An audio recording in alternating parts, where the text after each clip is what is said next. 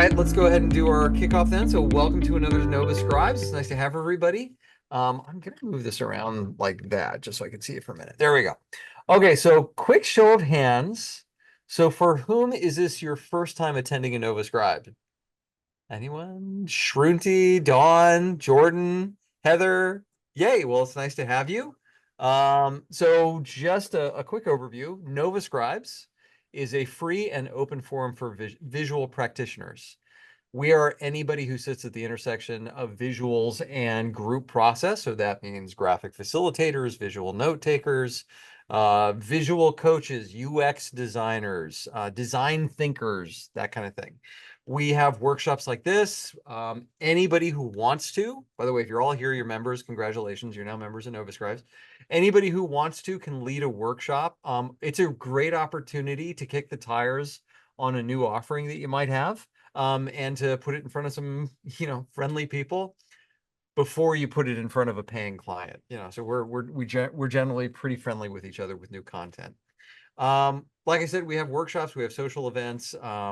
We are preparing to help support the upcoming IFVP, the International Forum of Visual Practitioners, of which Phil Bacalar, say hi, Phil. Phil Bacalar is I don't know what's your title. He's like the guy. He's in charge of the IFVP Institute. Am I getting your title right, Phil? That's right. Yeah, I've ended up presidenting both of them at the moment. Well, so there you go. So Dr. Bacalar from Montclair State University is actually going to be hosting the IFVP this year. If you want to find more about that, you can go to the IFVP website, or you can also check that out on Nova Scribes, where we have an event description. It's kind of like the World's Fair of the visual practice. I highly recommend it if you haven't gone already. But tonight, accelerated decision making. Okay, so now that I know that we're recording, little bit of provenance in terms of where this came from. So I recently taught this workshop to CBODN, the Chesapeake Bay Organizational Development Network, at their annual conference. Got pretty good reviews. The one thing that they said is that, well, it could have been longer. They only gave me about an hour to do that. So I was like, well, where can I grab 2 hours of people time? And I thought, well, Nova Scribes might be pretty cool for that. So welcome. And let's go ahead and just kick it off. So when we're talking about decision making, well, I'll do a little bit of provenance just so you know what we're getting into. Okay. So for a while, I advised and did a little bit of teaching with an organization called the Army Red Team. Its official title was the University of Foreign Military and Cultural Studies, and it was based out of Fort Leavenworth. This was their, version 8.0. They called it the Applied Critical Thinking Handbook, right? And when I saw what they were doing, I was like, well, gosh, this is just facilitation. What they did is they borrowed all kinds of facilitation methods from, for example, the liberating structures, from technology of participation. They really went through a lot of libraries of facilitation methods, and they selected for them what are the best of the best. I'll get into it a little bit later, but their big thing is applied critical thinking and what they call groupthink mitigation. Now, we know these same terms, except we call them divergence and convergence, or opening and closing, depending on the school of thought that you go to. So you can download a free copy of the latest version of the Red Team Handbook, version 9, okay? And I'm going to drop a link into chat right now so you can grab it. I will say there's a little bit of an Easter egg on page 167. So if you open it up, you might find something kind of familiar on page 167. You can also get a copy of the civilian version of it, which is a book called Red Teaming. This is available on Amazon by my friend Bryce Hoffman. He is the first civilian to go through the Red Team school and the whole program, and he walked away with this material and a lot of the methods he shares as well. UFMCS, the Red Team School, has recently been disbanded, so it doesn't exist anymore. But there are still Red Teamers all over the place in the Army, Marine Corps, and elsewhere. It's a term that you hear often. The term Red Team, just so you know, goes way back to like the Prussian Empire, where if you were representing the good guys on the field of battle, on a map somewhere, you'd have blue blocks for the good guys and the red blocks for the bad guys. So to some extent, red teaming is about getting inside the enemy's head. The way that we're going to use it for accelerated decision making. Okay, so let's go ahead and jump into it. We're going to start with different kinds of decision making. So here's what I'd like you to do. Go ahead and find your way to Zoom chat for me. And I'd like you to just type in as many different kinds of decision making as you can. And be sure to hit enter after every idea you've got. Okay, so how did decisions get made? You could say, well, command and control. There you go. Democratic, group consensus, impromptu, informed, dictatorship. I mean, it's a way you could do that. Blind, survey. So you could take a survey of people, voting, 3-2-1 indication of support. You know, while these ideas are coming in, Karen, tell me about 3-2-1. I haven't heard that one before. Do you mind popping off mute and letting me know about that one? So 3-2-1 is in a meeting, instead of giving something a thumbs up, thumbs down. A 3 means that you enthusiastically support. A 2 means you may not be like totally enthusiastic, but you can move forward. And Mm-hmm. you are opposed. And the way you do this is you make sure you hear from the ones. They at least have a chance to speak and say something even after there's been a conversation. There's no exact thing to say, well, depending how many 3-2s or 1s, do you move forward or not? But it's a way to a little bit more nuanced than just a thumbs up, thumbs down.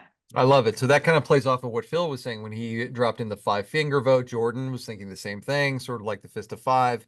Yeah, so it's a way of doing something besides the straw poll, the thumbs up, thumbs down. Okay, take just another second or two, finish up your last thoughts here, and I'm going to play with your ideas.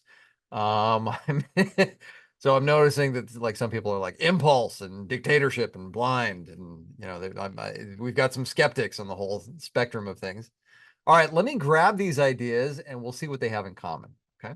So I just did a quick copy. By the way, let me do a couple of things. I'm going to share my screen so that this looks a little bit better, a little bit less jaggy, but you'll still be able to see it here. Okay. And give me just a second to do a little bit of maintenance. So we've got democratic, group consensus, impromptu, committee, informed, survey, blind, dictatorship, voting. There's that 3-2-1 indication of support. Thank you for that, Karen. Impulse, 5-finger vote, president and cabinets, consultation, quote unquote. Hold on. So Patricia, tell me about quote unquote consultation. Help me out with that one, if you don't mind. Yeah, like just to say it's a bit of a spectrum. Sometimes people say they're consulting, but they gather opinions and then they still make their own decision. Love it. Okay. Cool. Thank you.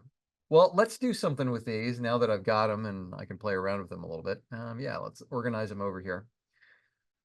So let me introduce a model for decision making. Okay. I'm going to switch over to drawing mode, and this is why I wanted to arrange the camera like this. Anybody here ever read The Fifth Discipline by Peter Senge, or at least heard of it? Okay, Christine has, Dawn, Phil, Rachel, Jason. Okay. So there's a lot of great stuff in there around systems and systems thinking. Casey has too. All right, let me reconfigure my camera so it shows up properly. There we go. All right, so there's a lot of great things in there about systems and systems thinking. And if you've worked with me at all, you've probably heard me reference that there are basically 4 ways that decisions happen. Okay. On the one hand, there is what's called a tell. And the purpose of a tell is to inform or to direct. Okay. And so if I take a look at some of the stuff that you all have picked here that you've added, let's just take a look. So yeah, like the dictator showing up. Probably not the consensus, but like more impulsive. Let's see, what else have we got? Not so much president and cabinet. We'll get into that in just a second. But the more like random stuff where it's just like, okay, one person's going to decide and we're going to go in that order. That's the tell. Okay. Now, by the way, I should say that this is not a evaluative model. This is not to say that one of these is better than another. We need all of these different kinds of decisions depending on what's going on. If I'm taking a class from Phil and he's teaching me something, what I don't want him to say is, well, Brian, how do you think that this should work? I want him to tell me. That's what I'm paying him for as a professor, right? And so we do need people to tell and inform and occasionally direct us. So that's the first kind, is a tell. Then there's what's called a sell. And the purpose of a sell is to persuade or to motivate. Now, a lot of people are off put by the idea of, well, I'm not a salesman, and I don't sell used cars and that kind of thing. But the truth is that we are all trying to motivate and influence somebody at least some part of the day. Okay. Occasionally they've got to do that. I'm a father of 4, so I have to do a lot of persuading. And I think especially as we move away from hierarchy, where there's the tell, right? There's the top-down kind of way of making decisions. As we move away from hierarchy, more into networks or more into matrices, where the people that we're working with are not necessarily people that we have direct control over, I think selling and persuasion becomes a lot more important. Has anybody ever seen like the Golden Circle, Simon Sinek, Start With Why, that TED Talk? Yeah, a couple of you have. So that's the idea. It's speaking to the why. It's speaking to a place where you can actually motivate folks. And as we take a look at this, let's see, I don't see a whole lot of like sell type ideas. Not quite. Yeah, we'll hold that one out. So there's another one. Actually, there's 2 more, and we'll cover those. So 2 more ways of making decisions. One of them is a consult. And the purpose of a consult is to provide advice and feedback. Now, this is Nova Scribes, Nova being Northern Virginia. I do a lot of work with the federal government, and I would say about 90% of the meetings that they have are of the consult variety. And the way that it works is that the leader comes in, they say, okay, I've got this vision, I've got this idea, I've got this strategy, but I'm kind of at the 10,000 foot level. You folks that are seated around me, you're more at the 1,000 foot level or the 100 foot level, or you're on the ground floor. What am I missing? Give me advice and feedback. I'm still going to be the one to make the decision, but I do want your advice. So as we take a look at like president and cabinet, that's a consult for sure. Let's see, committee. Well, maybe we'll get into that one in a second. So we've got this other block that's just sort of like random clip of, I'll pull these things over here like that. Okay. Then the last one that we've got is what's called a co-create. Okay. And a co-create has the metaphor of as equals, we all have a place at the table. As equals, we are all responsible for brainstorming ideas. So there's that divergence, coming up with decision criteria against those ideas, and then making decisions based on that decision criteria, based on those ideas that we had. And most importantly, we also have accountability and responsibility for actually carrying out those ideas. So the people in the room are the ones that are making decisions, and they're the ones that are responsible and accountable for actually making it happen. And so if we look at the majority of your ideas where we've got, okay, democratic, that's a co-create, 3-to-1 indication, that's a vote. Part of this is a co-create.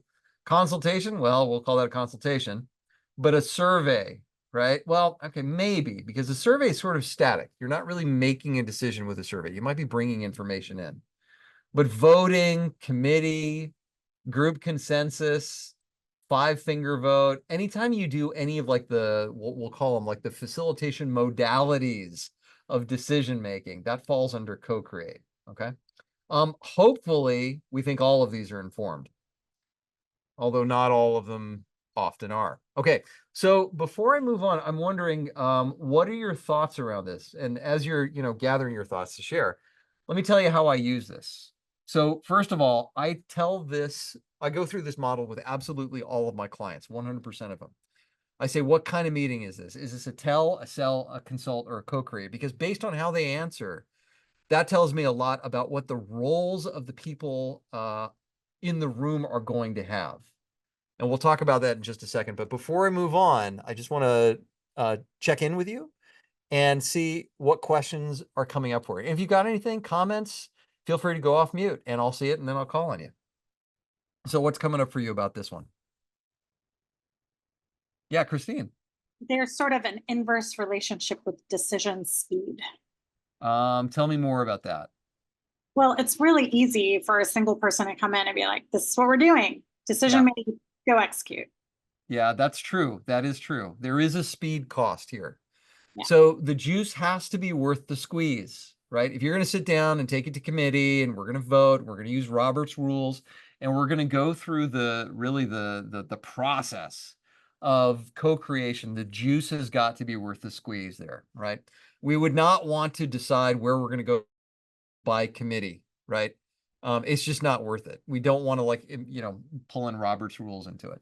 Now, I will say that high performing teams who adopt and use certain practices, and Nick can actually tell you a lot about this. We've had a lot of conversations about that. But high performing teams that adopt good decision-making practices can do co-creation really, really fast. But these are the high performing teams. And to me, that's the definition of them. Karen, what have you got? Yeah, I was just gonna say, I really like this model. I do a lot of my facilitation in the context of a board I run.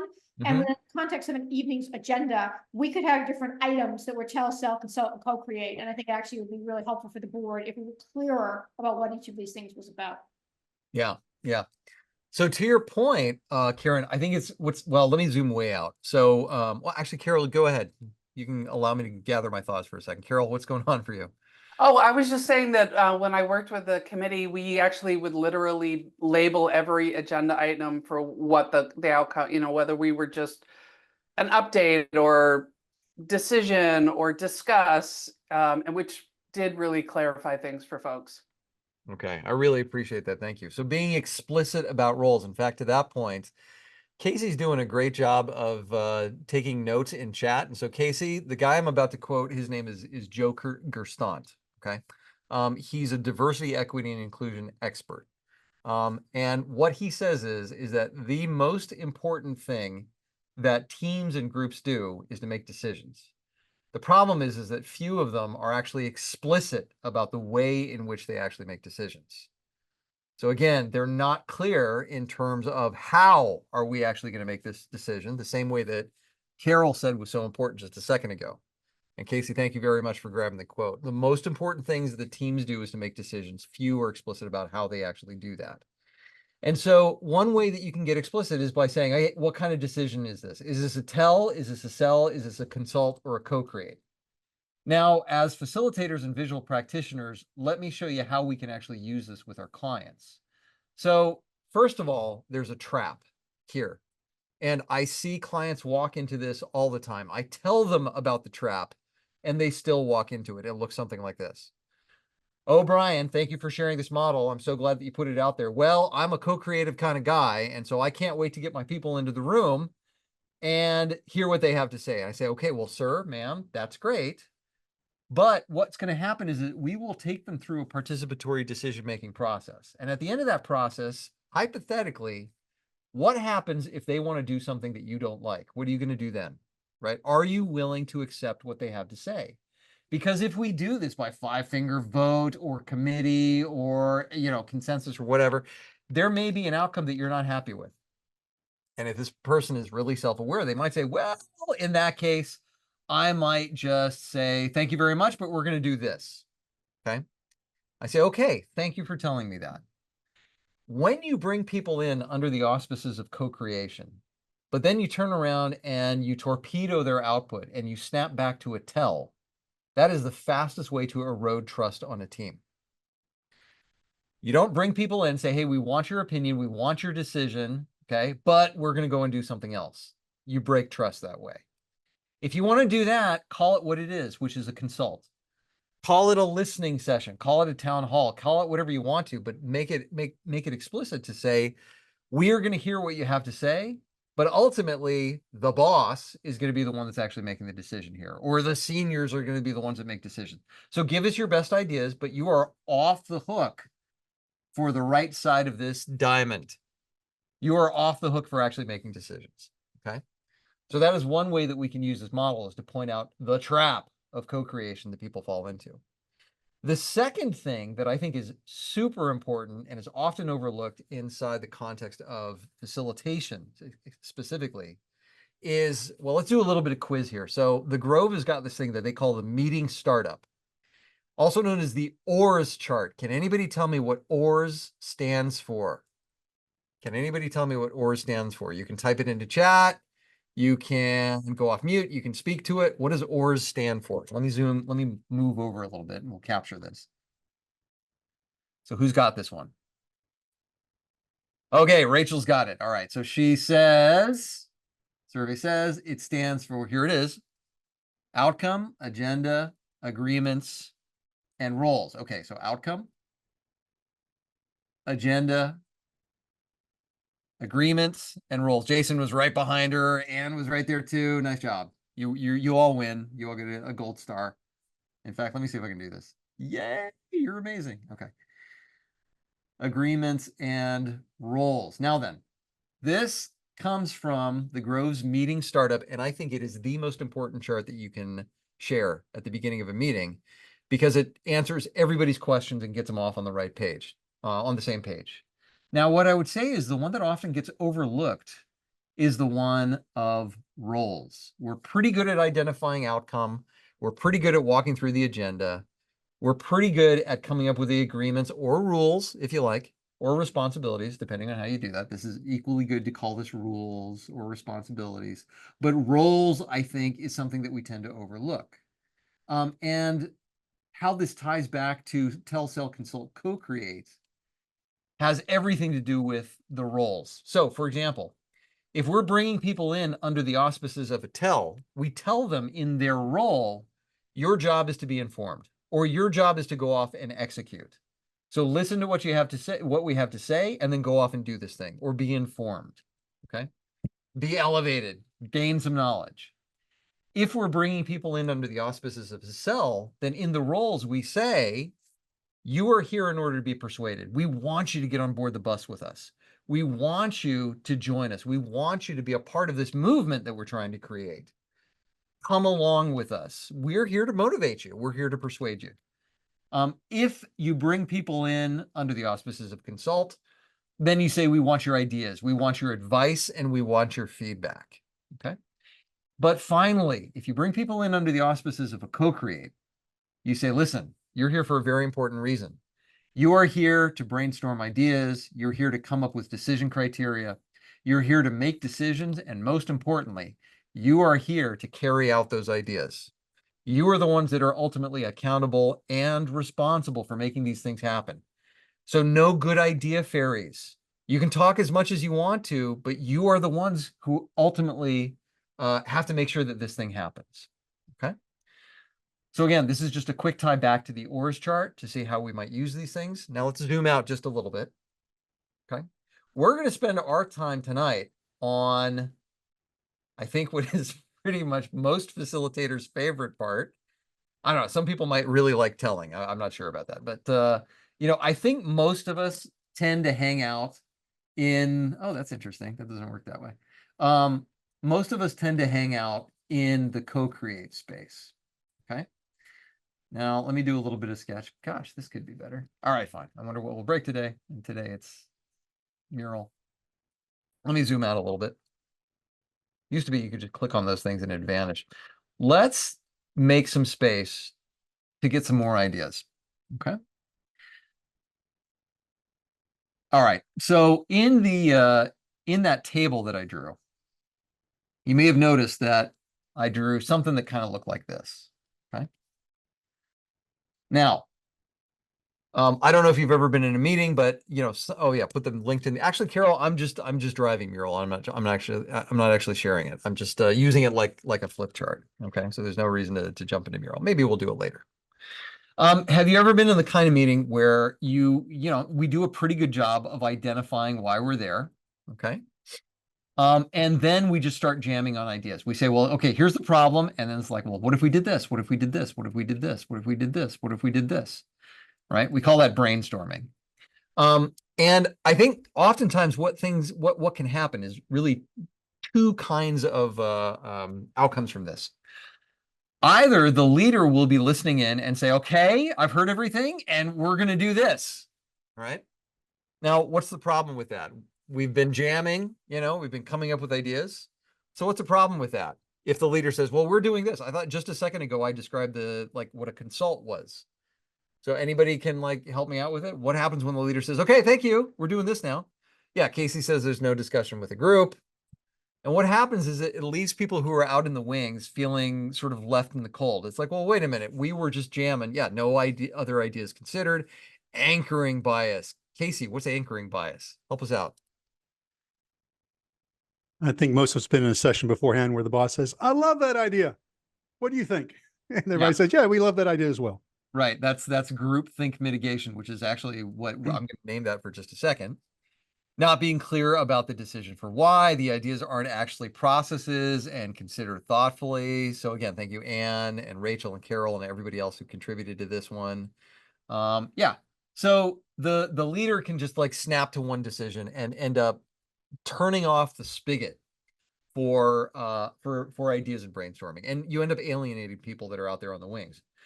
More often though, especially in government, we love our government colleagues, but the thing that I tend to see in government is we just keep jamming on ideas. We just keep diverging. We keep going and we keep talking, we keep talking, we keep talking.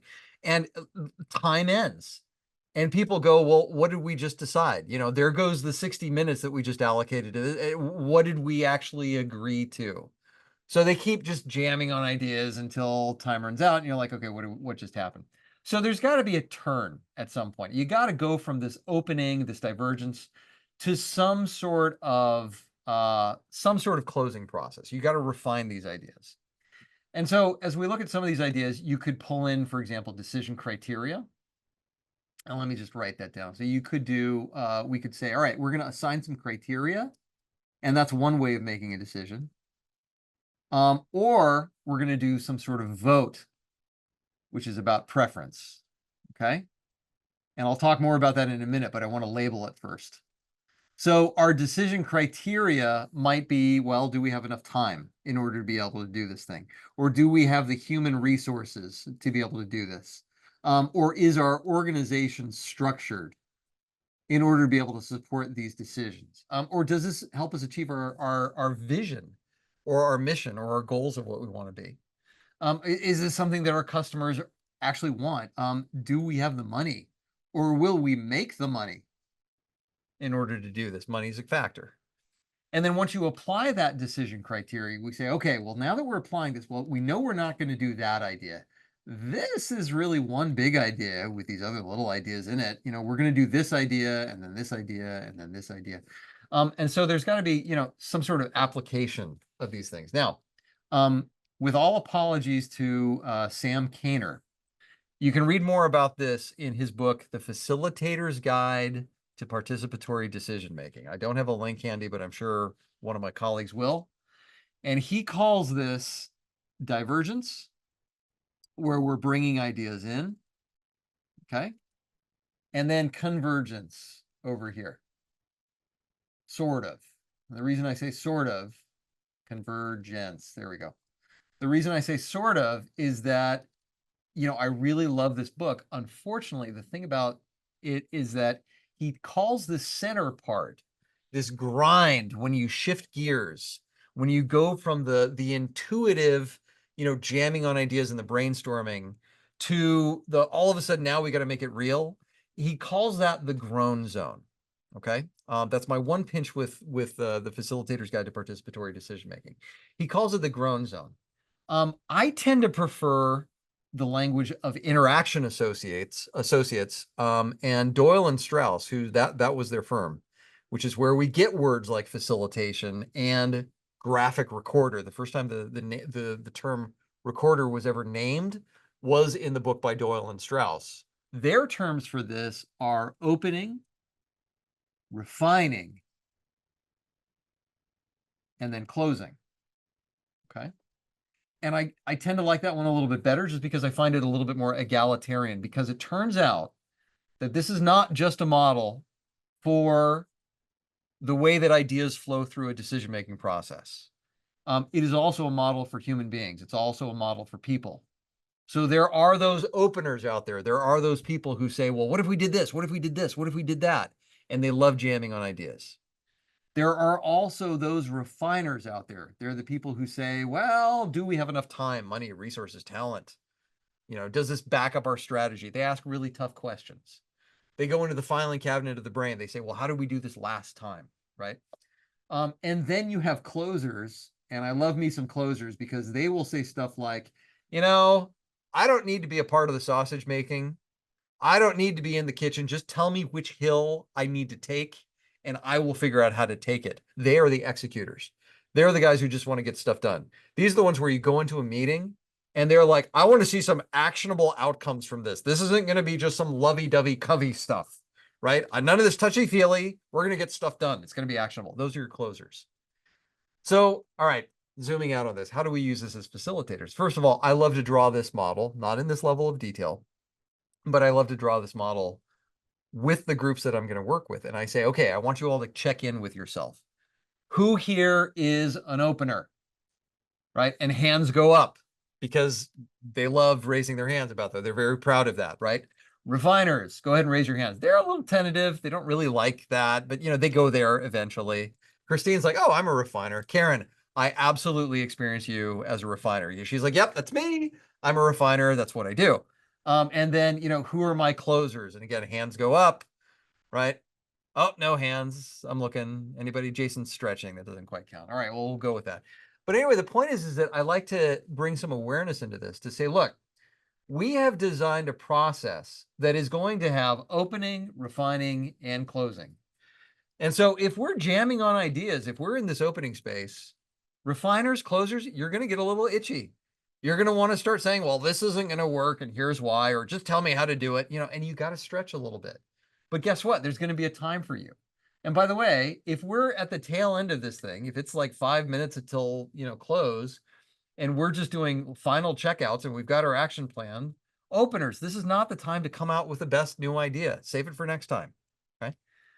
So I like to point this out as a people model just as much as a process model. Okay. Now, let me get you guys back into the conversation because this is, oh, let me tie it back to red teaming first. So here we go. They use this same model, and they just have, because Army does this, they just call it different things, okay?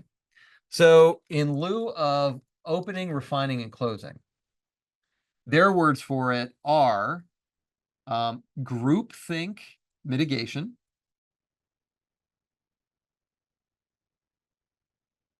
okay? And then finally, applied critical thinking. And that really, the way that they use it, applied critical thinking, come on, that really encompasses the refining and the closing part of it, okay? So from here to here, this is our applied critical thinking. From here to here, this is groupthink mitigation, okay? Now then, let's zoom out on this for just a second. I'd like you to find your way back into Zoom chat for me. So there are tons of different methods out there for opening modalities. That is to say, ways that you can actually bring ideas into the room. So find your way to Zoom chat. What are some ways that you can encourage ideation when you're in a room full of people? Okay, 2510, that's a liberating structure. Nominal group process. Phil, I don't know that one. Can you tell us about nominal group process? Nominal group process is when there's tensions and people don't want to be tagged to their ideas. So it's like sticky notes and cards, or so that the ideas are not tagged to a person. Oh, cool. So like, you know, anonymous, that kind of thing. Okay. Yeah. So we've got 1, 2, 4 all, which is another liberating structure. Yes, and which, you know, I think that the improv folks invented, but the facilitators made it famous. Brain writing. It's one of my favorites. Crazy eights, forced analogies. Yeah. Okay. So forced analogies, another one for that is commercial metaphors. That's there's a Luma process called commercial metaphors. It's pretty close to that. Alternative worlds. Okay. That is the Luma process that I was thinking of.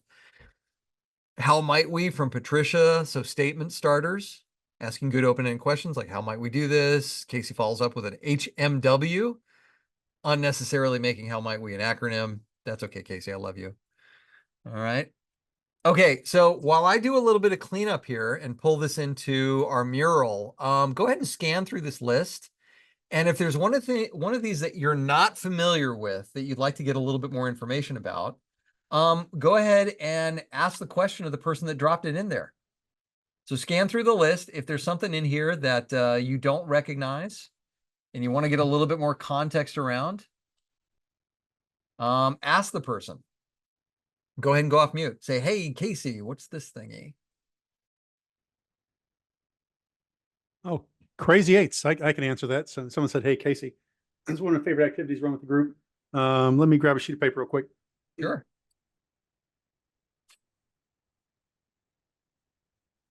Hey, while we're waiting for Casey, did you just copy the chat and then paste it and it went into different mural sticky notes? Yeah, neat, isn't it? If you copy, first of all, Mural can ingest just about anything that's in the clipboard. If it reads returns, each one will be its own separate sticky note. That is so cool. Thank Yeah. you.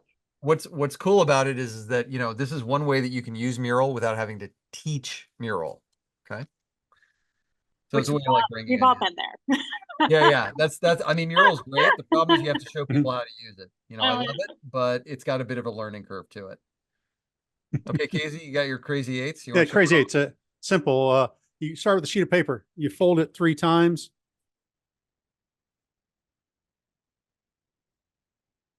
And it creates 8 windows. If you look at like 8 separate windows, you can also do the same thing. Ask people peel off 8 Post-it notes. And the reason it's called crazy eights because what you task people to do is to come up with 8 ideas in 8 minutes. And you stress them a little bit by saying that their ideas have to be captured in anything but words. I think Brian uses a word. He asks people to make marks on paper. They can do anything they want with their idea, except they can't express it in words. And after they do that, after 8 minutes, you ask them to share with their group for 2 to 3 minutes a person, share their ideas. And the beautiful thing about Crazy Eights, it gets people to push deeper into problem solving than just the first couple of things come off their head. Nice. Thanks, Casey. So let's see. Anne in chat wrote, what is brainwriting? I just dropped a little image of what brainwriting is. This is one version of it. There's like 10. So somebody writes a problem or solution. That note then goes to the next person who writes a possible solution. Then the note goes to the next person who writes another possible solution, and then so forth and so on. Okay, so that's brainwriting. Any others? So go ahead and scan again through this list. Let me make it so you can see them. Forced analogies. Yeah, so who had forced analogies? Casey, another Casey. What do you got? I think this comes from Michael Wilkinson's, where I learned it from down at Lead Strat. You essentially ask people to, whatever you're brainstorming on. For example, we're here today, we're talking about accelerated decision making. And then you make a forced analogy and say, how is accelerated decision making like an inanimate object, like movie buttered popcorn? Nice. And you ask people to answer that question based on the inanimate object you put inside of there. Yeah. And I tend to use movie butter popcorn a lot with groups. Movie butter popcorn. I'll have to remember that one.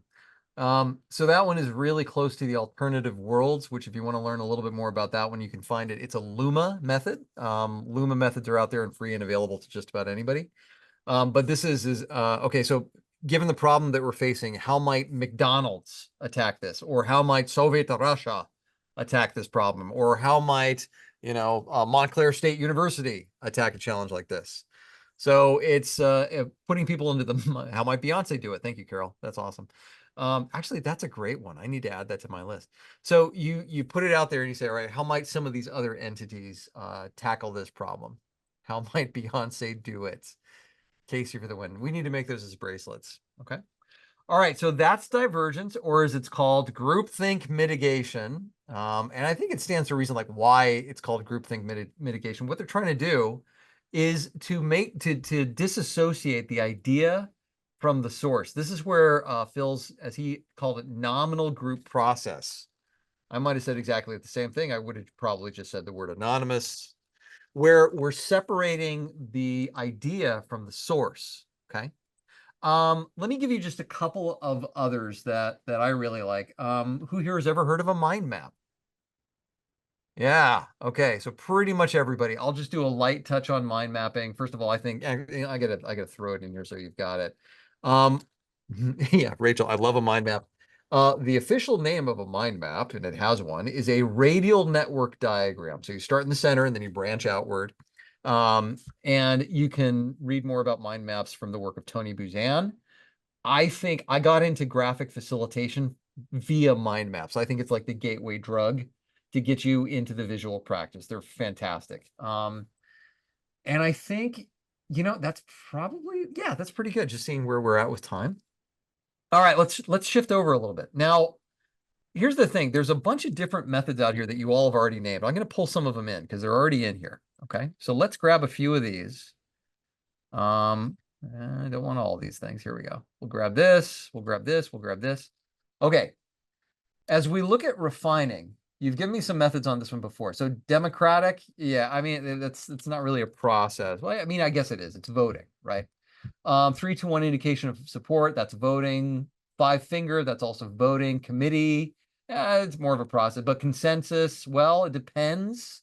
We'll leave that one off. Quest-based decision-making. Okay, somebody dropped in quest-based decision-making. Who can tell me what that one is? Who's got that one?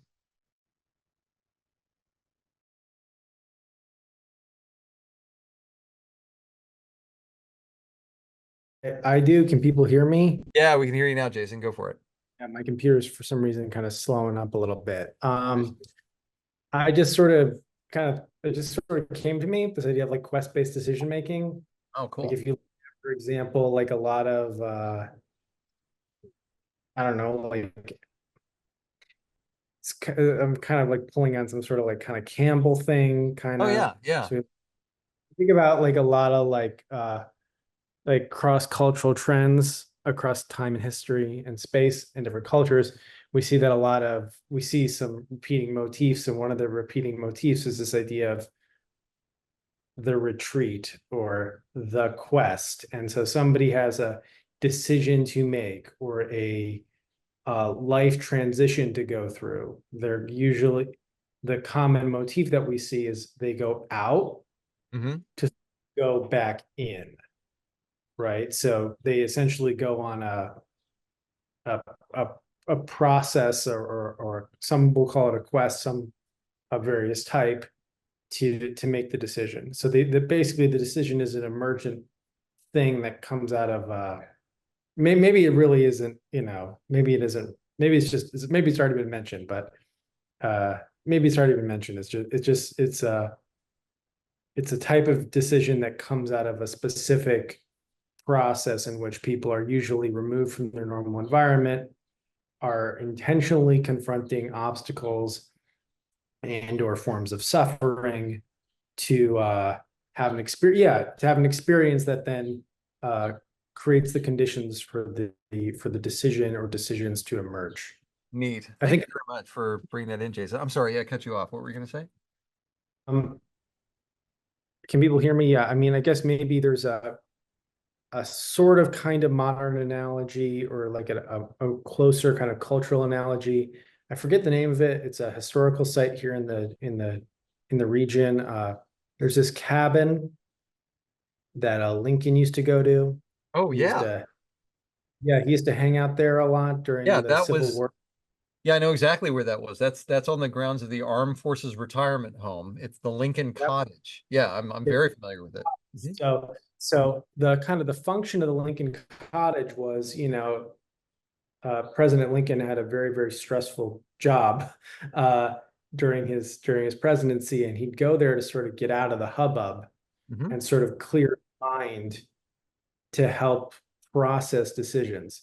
Sort of rough American analogy, this type of experiential decision making that we're talking about. Lincoln would go out of the normal environment of DC and the White House and the immediate hubbub to sort of confront things within his own mind and let them sort of percolate. Apologies for the digression, everyone. No, that's awesome, Jason. I'm really grateful for you for bringing it in. I'm more grateful that I didn't try to pretend like I knew what quest-based decision making is, having heard that you just invented it just now. It does remind me of, but it's awesome. It reminds me of so Dan Rome has what he calls the 7 classic quests, which are get home, win the prize, exact revenge, slay the dragon, be reborn, find love, and climb the mountain. Right. And that, following that kind of, as you were talking about, like the Joseph Campbell hero's journey type arc, right? So yeah, cool. Thank you for sharing that. Let me zoom out and take a look at the refining field for a second. You know what? I'm going to make these a different color. So recently, I realized that there's a difference between these refining methods. Okay. One kind of flavor of methods is what we might consider to be, by preference, which is to say, this is a way that we, show of hands, voting. And what we're doing is we're actually making use of the black box of the limbic system, which is responsible for really the decision making. If you know just a little bit about neuroscience, the neocortex or the prefrontal cortex is the area that's responsible for analysis and language, but it's at the deeper part of the brain, the lizard brain, that is responsible for decision making. And those are two different areas of the brain. And so our ability to decide is actually, it's informed by, but it's separate and apart from our ability to speak and to analyze and to really, use our rational brains. And what we're doing when we vote is we're making use of those really unconscious or even subconscious processes. And this is how biases get in the way. I shouldn't say get in the way. This is how biases show up. We actually need bias. We need heuristics. We need ways of shortcutting the decision-making process. Because if we didn't have that, we wouldn't be able to function. You wouldn't be able to decide what you wanted for breakfast every morning if you didn't have bias and preference and heuristics at work. We can use this in groups too, going back to the idea where the juice is worth the squeeze. If everybody's got at least a decent understanding, we can use any of these methods like 3-2-1, indication of support, democracy, where we just do a vote, that's one person, one vote, or fist of five, or any of the other flavors of voting, to say, you know what, we're going to use just your unconscious understanding of things to kind of take a shortcut to the decision-making process. So all in favor? And so we vote, and vote is about people's preference, okay? Now, by contrast, if we use some of the heavier models where we actually take a look at decision criteria, this is about process, not preference. So criteria is about process, and voting is about preference. All right. So if you would, please find your way to chat again. We'll do another one of these thingies. Find your way to chat again and come up with some decision-making modalities, okay? Either process-based, where maybe we look at different decision criteria, or preference-based, where we use different voting modalities that are there, okay? So find your way into Zoom chat. Now let's just lock all of these. Find your way to Zoom chat and we'll do some placement of these things. Okay, voting, ranking, yep, gladiator poll. Question mark. Carol, was that a question for Casey? Oh, what is a gladiator poll? Casey, you want to demonstrate a gladiator poll? Where did he go? Oh, he's off camera.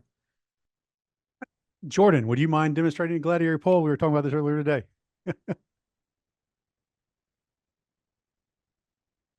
And Jordan, if you're speaking right now, we can't hear you. Sorry, let me see if I can get my inner Joaquin Phoenix going. But if anybody remembers the movie Gladiator, when it came time at the end of a match to decide the participant's fate, the emperor would put the hand out and would do either thumbs up or thumbs down. So it's basically thumbs up, thumbs down, but with a little bit more dramatic flair. Mm-hmm. There's one variation on a gladiator poll that I've seen where it's also thumbs sideways. And what thumb sideways is we need to talk about this a little bit more. We're not ready to decide. So let's put a pause on the decision making. And we'll go a little bit more in depth. Okay, so now if we take a look at this, if we take a look at these, so voting and ranking, that's a preference thing, right? Gladiator poll, that's a preference. Gradients of agreement, I'm not going to go over it here, but the gradients of agreement are another preference base. You're voting on the gradients of agreement. Dot voting, another preference thing. The only one that you named that is a process-based one is the Eisenhower matrix, okay? Sorting, Patricia, I would say that depending on how it's done, that could be either, depending on how it's done, okay? Okie dokie, so let's see. Who said Eisenhower matrix? Yeah, Anne, or Casey, would either of you talk to us about the Eisenhower matrix, and I'll sketch it out while you talk about it. So what is an Eisenhower matrix? Yeah, so Eisenhower matrix is when you want to prioritize. I think there's a table that has important and non-important, and then urgent and not urgent, Yep. and these other ideas in that table. Yep. So, and what you do then is you place your ideas, correspondingly against these quadrants that are there, whether either it is urgent or it's not. It is important. Whoops, I did that backwards, actually. For those purists out there, it's out here. This is the stuff that you really have to focus on. This stuff, not so much. Okay. And what I would say is that anytime you use any 2x2 or grid of any kind, this is one of these criteria-based. It's a process-based one, because now what you're doing is you're assigning some sort of criteria to these ideas. Okay. So if we go back to the Luma methods, for example, you've got, I'll use the same quadrants for something else. You've got impact. I had to think about it for a second there. So what is the impact of these ideas versus the ease of implementation?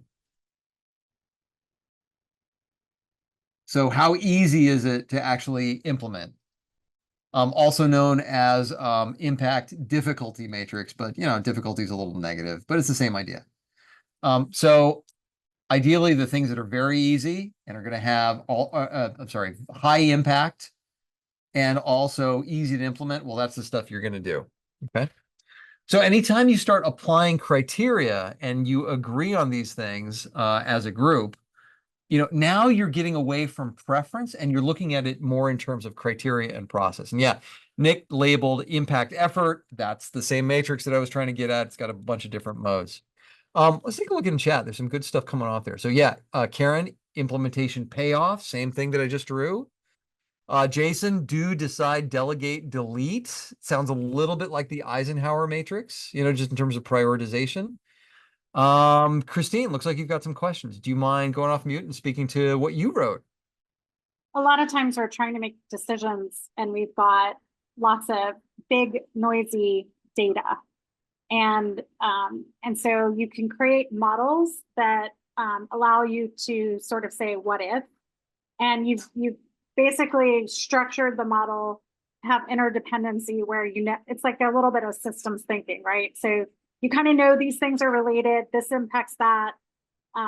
You can do it entirely qualitatively, you can do it qualitatively and quantitatively, and then you sort of run an idea through it, and it sort of gives you an idea of what the primary and secondary and tertiary impact might be. So it's a way bigger time lift than what you would do in a single meeting. But when you have we do a lot of supply chain decision making, and supply chain, there's just too much complexity for anybody to put in their head. So Bayesian belief networks and causal loop modeling and things like that allow you to leverage the big data, still put in your qualitative impressions of how the system works and what criteria is important, and then you sort of run it through. Mm-hmm. It sounds really scientific when I say run it through, because I'm the strategist on the team and I have modeling people who actually do the detail of it. So I don't know exactly how it works, but that's what we use. Nice, thank you.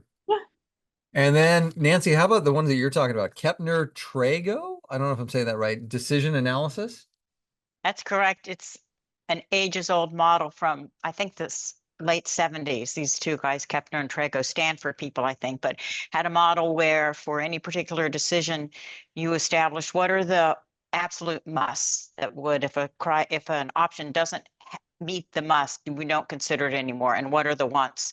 And then for the wants, you establish a weighting for each of those wants, how important they are on a score of 0, 1 to 9.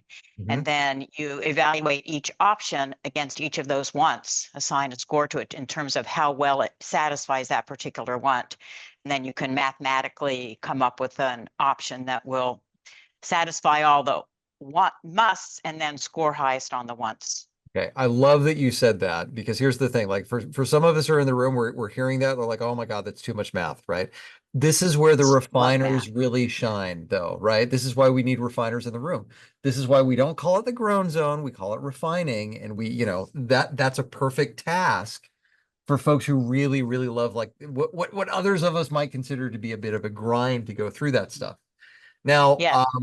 go ahead, Nancy, what were you I going to was say? just going to say that this was a tool that was used often when I worked at Hewlett Packard. And for the most part, I was working with very analytical R&D engineers. And so this was something that really resonated with them and that they could really embrace as a way of making decisions. Absolutely, absolutely. And I will say, if you do get a copy of the Red Team Handbook, there are a ton of methods in here for the criteria-based decision making. Here, let me switch my screen around so you can see it. So like if you're kind of a numbers person and a tables person and like we're gonna grind through the data, you are gonna be right at home with, for example, analysis of competing hypotheses. In fact, I'll tell you what. Let me show you kind of a quick and dirty example of analysis of competing hypotheses. This is actually a good one. And if it's lightened up a little bit, it actually makes sense in group work. If it's lightened up a little bit, and that's a good that's a good caveat. So again, it's called analysis of competing hypothesis. Okay. It's in a table, and just remember, anything you do in a table is going to be a bit of a grind. Give yourself a little smaller hypotheses. Okay, and here's how it goes. So you've got, first of all, you've got your different hypotheses, right? You've got hypothesis one, or A, B, and C. So for example, it would be something along the lines of, what did Brian have for lunch? Okay, he went to Taco Bell, he had a salad, he skipped lunch altogether, right? So these are our different hypotheses. This is what could have happened. By the way, this is also used to interpret, like, back to the red teaming stuff. This is used to interpret like enemy intent. We see these movements, right? How might we, what might be going on there? So we've got our competing hypotheses. And then we've got our evidence. Well, there's an empty Taco Bell bag, in the trash. There's a plate with lettuce on it in the sink. Or, Brian's been on calls all day, so maybe he didn't do anything. So we've got our different criteria over here. And then we say, well, to what extent do each one of these satisfy the hypotheses that are there? Okay, maybe it looks something like this. I'm just making this up. But you would go and you'd say, all right, for the hypothesis that has the most criteria against it, that's the one that we think is most likely. And again, just like Nancy was saying, there's weighted averages against it, and you can get really, really into the weeds on detail of this thing. But this is, if you do it light, this is a good one to go in, to do with groups. Okay. Casey, I saw that you dropped in eco-cycle planning and 15-cent solutions in there. Could you speak a little bit to those?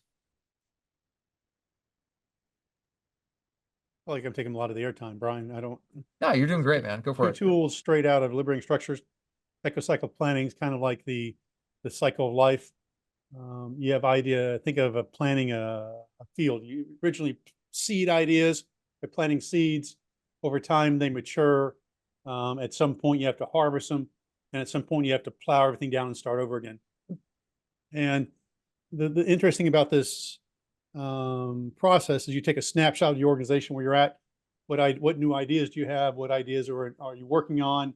What ideas are actually mature, and mature doesn't mean good. It just means you've been using them for a while. And what things do you need to tear down, or have you tore down? Because they get into two biases that often exist inside organizations. And one is the fear of loss. We've had this thing for 15 years. If we stop doing that, our business is over. And the other one is the idea of that we don't have time or resources, the scarcity bias. So it's a way to figure out what people think are scarce resources inside the organization. And it's a way to figure out what things you might want to move away from so you can start fielding new ideas. Nice. The reason it's called a life cycle is because to field new ideas, you often have to kill some of the things that are mature inside your organization. Yeah, and that is really the hard part of saying, like, what is it that we are not going to do? I think if you're ever working with a group and they're real about what they're going to drop, That's a group that's exhibiting, well, what I would call managerial courage, right? It's a lot easier to say, well, we should add this and we should add that. A lot tougher to say we need to stop doing this. I dropped a couple of the resources that I've been naming. One of them, again, is the Facilitator's Guide to Participatory Decision Making. I think that everybody should have a copy of that book. If you go to meetings for any reason, it's worth having. And then the other one is the Luma Institute's Innovating for People, which is their library of methods. Okay. All right. And then now let's zoom out on this just a little bit. Okay. And then so conversions, I'm not going to spend a whole lot of time, like any time at all on this one, because there's other things that I want to talk about. But convergence is arguably where you apply these criteria against these ideas and you actually plan the way forward. So I'll just name a couple of methods, but doing something like, for example, a Kanban, or a team calendar, or something like a graphic game plan for the Grove, or an action list. Like those are all ways that you would close and actually move to plan and to move this thing forward. To go back to our group at the table, who is responsible for actually carrying out those ideas? This closing conversions part, this is actually like, all right, now we're actually putting some teeth to this thing. Bob, you're going to do this. Larry, you're doing this. Mo, you're doing this. Curly, you're doing that. So it's where you get real about the execution of this thing. That's where you move into the closing. Okay. All right. Before I shift and talk about what are called the Red Team pillars, what questions do you have about any of the things that I've showed you so far? I'm sure most of you are very familiar with a lot of these ideas, but let me pause and just see what's out there. What's coming up for you?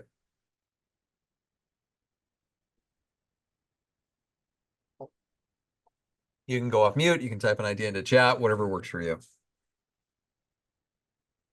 Who is the Red Team? Okay, so Carol, I've referenced that a couple of times. So the Army Red Team, that's the one that I know.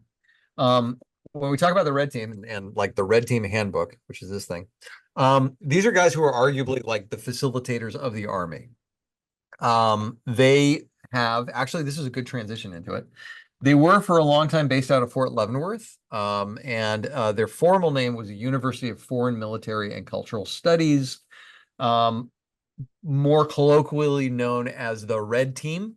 And what a Red Teamer was trained to do was to go in and basically tell the general or help people that work around the general to understand that maybe the general's idea is not the worst, is not the best idea. In fact, if I flip open Bryce's book, a big part of how they operate is rule number 1. You can see this. Let me make it a little bit bigger. Rule number 1, which is don't be a jerk. Okay. It's pretty easy to go in with all of these, like, well, here's the psychological reason for this. You can't do this and be a jerk at the same time. Okay. And so when I worked with them, I really, really liked what they had to say. Now they have 4 pillars, and it's a lousy building. Let's try that again. They have 4 pillars. Yeah, that's a little bit better. That really hold up their practice. And 2 of them we've actually already talked about. Okay. Let's see, 1, 2, 3, 4. Just to make this thing a little bit easier to see, here's 1, 2, 3, 4 pillars. So it's like, oh, there they are. A little bit tough to see otherwise. We'll make them. Somebody can tell me if these are Doric, Ionic, or Corinthian. I wasn't paying that close attention. Okay, so their first pillar is understanding of culture, cultural awareness. And the way that they mean it is in the context of the people that they're looking at, whether that is the enemy or it is allies or people that they're partnering with. But it's first a series of tools that you can use in order to gain some cultural understanding. Okay. So I'm just going to share one of those tools with you, and it's called the 4 Ways of Seeing. Okay. Does anybody know this one before? Have you seen it? 4 Ways of Seeing. Casey has. Okay. Casey, you should be teaching this course. I don't know why you're putting up with me. But here's how it works. Okay. And then we're going to do an exercise because this one's pretty fun. So we've got 2 groups. Let's say we got X and we've got Y. Okay. So this is how actually, you know what? We're gonna mix. Yeah, we're gonna do it this way. So this is how X sees X. This is how X sees himself or herself or themselves. And then you got how Y sees Y, how they see themselves. And then predictably, you've got how X sees Y. And then how Y sees X. Now again, anytime you do a grid or a matrix, it's a bit of a grind, but we're gonna hit this one. Now, let's do, I'm trying to think of like two adversaries. Let's do the same one that I did for CBODN. Let's do Elliot Ness. And so Elliot Ness is going to be our X, and Al Capone is going to be our Y. Okay. So, if you want to participate in this, just go ahead and go off mute. So Elliot Ness, FBI agent, right? Untouchable. How did he see himself? Give me some descriptors here. Go ahead and go off mute, name it. How did Elliot Ness see himself? Smart. Smart. Okay. What else? In charge. In charge. Okay. He saw himself as being right. He was on the right side of all. Yep. What else?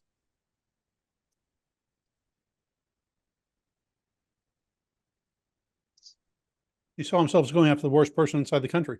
Yeah. So he's a yeah. So what's a word for that? He saw himself as a hero, right? Yeah, hero. Yeah. Going after the worst person. Guy. Say again?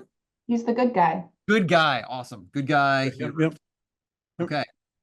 Now let's flip over. By the way, I would do it in this order where you do them how they see themselves first, because that's the easy way. How does Al Capone see himself? Hardworking. Also smart. Hardworking, also smart. Striver, like ambitious. Maybe Yeah. there's a little, maybe there's like a little bit of like a chip on the shoulder. Like if you were raised how I was raised, you'd be doing what I'm doing. That sort of thing. Chip on the shoulder, don't judge me type thing. Who are you to judge me? Sort of like above the law, even. Yeah, justified. Was it That justified. He saw himself as a hero as well. Also saw himself as a hero. Now, what was he trying to do though? Like, what was his hero's journey? Jason, you can jump into this one if you want. What was his quest? What was he trying to do? He's trying to make it happen, man. He's trying to get the American dream. He's grinding his way up from the bottom of the socioeconomic ladder, or perceived bottom, to prosperity, the good things in life. Yeah. So I'm also- hearing also a striver then, right? Yeah. Okay. He is providing a valuable service. All right, let's dial in on that one a little bit. So he's providing a valuable service. Let's talk about that one. So what service is he providing? Alcohol. Well, yeah, but like what's behind it? Like let's do the Simon Sinek thing. What's the why behind the alcohol? Why do people drink? Entertainment. Make themselves feel better, to party, to Feel better. Yep. Yeah, and that was, if you actually take a look at, Self-medication. okay, that's one reason, but I'm just trying to show people a good time, right? I'm just trying to bring people, like, this is during the Depression, I mean, things are bad. I'm just trying to bring people a good time. He saw himself as charitable. Charitable. Yeah, I mean, it was narcissistic, but he was renowned for spreading the wealth around, and he thrived on the attention. Yeah, so that's like that gets back to the whole idea that he's also sees himself as the hero, right? Okay, so let's do the easy one. How does Elliot Ness see Al Capone? Scum. What was that word? Evil. Scum. He sees Scum. Al Capone as scum. Okay. A threat. Threat. Uh-huh. What else? The bad guy. A bad guy, I think I heard. Slippery. He's the bad guy. I think I heard bad guy. Was that correct? Yeah, slippery. Someone said slippery, I think. Slippery. Okay. Hypocrite. Hypocrite. A challenge. A challenge, right? He's like a challenge to be over. No, oh, there's your Slay the Dragon, Jason. Yeah. Challenge. Okay. Anything else? All right, let's go the other way. So how does Al Capone see Elliot Ness? He's an obstacle in his way. Obstacle? Self-righteous. Self-righteous. There we go. Overreaching. Self-righteous, overreaching. Okay. Lesser than him. Yeah, lesser. Yeah, There's lesser. like some disdain there, right? Yeah, disdain. Yep. Yeah, he's the man, right? He's the law. He's the long arm of the law. He's government interference, government intervention. Yep. Yep. Okay, cool. So that's 4 ways of saying. Now from this, you can go in a bunch of different directions, right? I mean, this is really, you know, you are like putting yourself in the shoes of these people that you're looking at. So empathy is really important here. And yeah, Casey, I'm glad you like this example. If you're going to do 4 ways of seeing with a group, I would highly recommend that you use an example like this. Okay, have them work it first before they apply it, because it's really, really hard to get outside of your own head and see yourself in the way that other people see you. So do this as an example first. Okay, so that's just the one thing that I'm going to touch on with regards to culture. The next pillar, actually, I should probably label this. Let's just go ahead and do this. So we call these the red. Whoops, let's make it red. Do this correctly. Okay, the red team pillars. There we are. So there are 4 pillars. First one's culture, which is really gaining an understanding of the culture. You know what? I'm just going to name one because it's so good. I'm not going to go over here just for the sake of time, but I'd highly recommend you take a look at the onion model. Okay, so this is a tool sort of like Pestle, you know, political, economic, social, technological, legal, and environmental, or like the context map from the Grove. But the onion model is a really, really great way of taking a look at, well, the culture of a whole society. It's pretty neat. Okay, so anyway, that's the culture pillar. Then there's the self pillar. So this is the pillar of self-awareness. Now, when we're talking about self, this is about at least an awareness of some of those cognitive biases, some of those heuristics. I think that, you know, not all, most facilitators are pretty good at having some self-awareness. If they don't, you can tell pretty quick. If you've got somebody who comes into the room and they're just low on self-awareness, yeah, they're probably just calling themselves a facilitator for that day, right? But I think that most facilitators are pretty good at this. From the context of biases and heuristics, let's talk a little bit about that one. First of all, I've got there's these libraries out there of cognitive biases that you can look at. And Casey's named a couple already, right? What was the one that you said before? I think it was the availability bias. I think availability and anchoring were the 2 I was talking Anchoring about. is another one. Yep. I'll find a resource for you on that one. The one that I want to talk about is actually heuristics. Okay. So heuristics are the mental shortcuts that people take in order to solve problems. Okay. Now I'm going to type something into chat. Give me just a second. And again, with apologies to Joe Gerston, because I got this idea from him. But it's really, really cool. And it's a great way of actually, you know, demonstrating to people what heuristics are and how they operate. So I'm going to go ahead and hit enter. And what I'd like it, well, let me add a little bit of, there we go. Okay, so I just dropped a math problem in. Go ahead and solve that problem. And as soon as you've got the answer, just shout it out. Okay, we're not standing on ceremony. Whenever you got the answer, just go ahead and shout it out. What's the answer to that math problem? Phil's got 55, Ann's got 55, Rachel's got 55, Nancy's got 55, Casey's got 55. Okay. Any competing analysis? Any now like alternative analyses here? Some people are like, I'm not doing this. You know, I did enough math in school, which is fine. Okay. I don't even really care about the answer. All of those are correct. The correct answer is 55, right? Here's my question to you all. Go ahead and go off mute. How did you get to 55? How did you come up with that number? What was your process for it? Okay, Phil says 5 groups of 11. So he first came up with the 11. So he added 1 to 10 and then 2 to 9. So we went from the outside in. How else did people do it? I did the things that added to 10, and then the 5 was left over, so that was the last thing. Okay, so you did like 1 plus 9, 2 plus 8, 4 plus 6. Yeah. And then the 5 was left over, okay? And I did the just- same thing. I added them in order. You said 1 plus 2 plus 3 plus 4 plus 5, right? Okay, so that's great. Notice you all took a different approach and you came up with the same answer. So those different approaches to problem solving, that's what I mean when I say the word heuristics, okay? So where we have different people in the room using different methods, but they're coming up with the same answer, that tells us that we're on to the right, we're on the right track there, okay?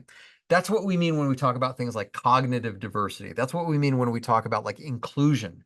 Because if we're making space for all of the voices that are in the room, then we can bring in their ideas. All right. So I just point that out to say, I think that it's equally important when you're checking in with yourself and you're doing all of the things that you do to bring self-awareness in, to also be aware of those heuristics, not just from yourself, but especially from your participants. If you're noticing that they are using different approaches, but they're coming up with the same answer, that's gold, right? That's really, I think, our number one job as facilitators. So that's the second pillar, which is awareness of self. I'm going to name another method that you can use if you want to bring some self-awareness to it. This is another Red Team method, but it's called Who Am I? Okay. And this is one, you want to see people twitch. This is one that makes people twitch. So you say, all right, you pass out sticky notes and you say, what I want you to do is I want you to write down 5 events that shaped your life. Okay. So you give them a little bit of individual reflection, a little bit of time to do some journaling. So 5 events that shaped your life. And then, I wouldn't do this as a go around or, hearing from everybody, but if you were to say, turn to the person sitting next to you and share, just to bring that up, right? Just to pull that into the room energetically. I think that that's a good one. So that one's called Who Am I? And it's another one that drives itself. Now, the last 2 we've actually already talked about. So they are, first one is groupthink mitigation, which we've already talked about. That is divergence, that is opening, that is bringing ideas in, that's brainstorming. And then finally, the last pillar is applied critical thinking,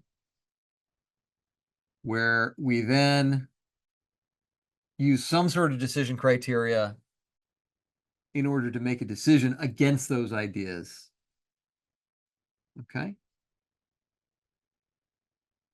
Okay.